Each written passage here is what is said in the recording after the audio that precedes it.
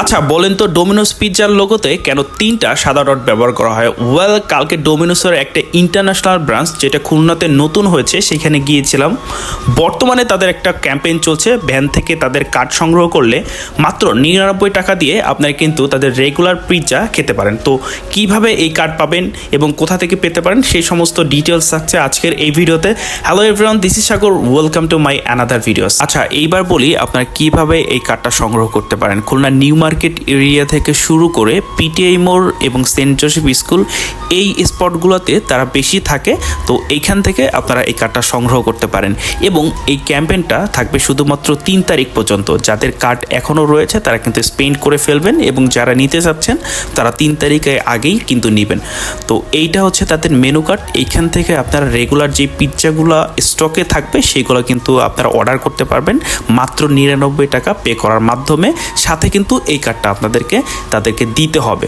তো তাদের পিৎজা নিয়ে আমি তেমন একটা কথা বলবো না, কারণ আমি যেহেতু ফুড ব্লগার না, একটা ফুড লাভার হিসেবে গিয়েছিলাম এইখানে। তাদের পিৎজার টেস্ট মোটামুটি ভালোই ছিল, তার থেকে বেশি ভালো ছিল তাদের ব্যবহারটা এবং তাদের সার্ভিসটা। আপনি যখন অর্ডার প্লেস করবেন তারপরে এখানে বড় একটি স্ক্রিনে আপনার নাম সহকারে আপনার অর্ডারের সিরিয়াল নাম্বার এবং আপনার পিৎজাটা হতে কত মিনিট সময় বাকি লাগবে এই রিয়েল টাইমটা কিন্তু এখানে দেখতে পারবেন, যেটা খুলনাতে আর কোথাও আছে কি না আমার জানা নেই।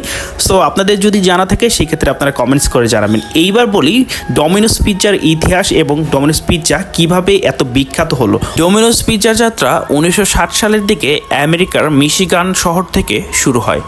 দুই ভাই টম এবং জেমস তারা এই ব্যবসা প্রতিষ্ঠানটি প্রথমে শুরু করে।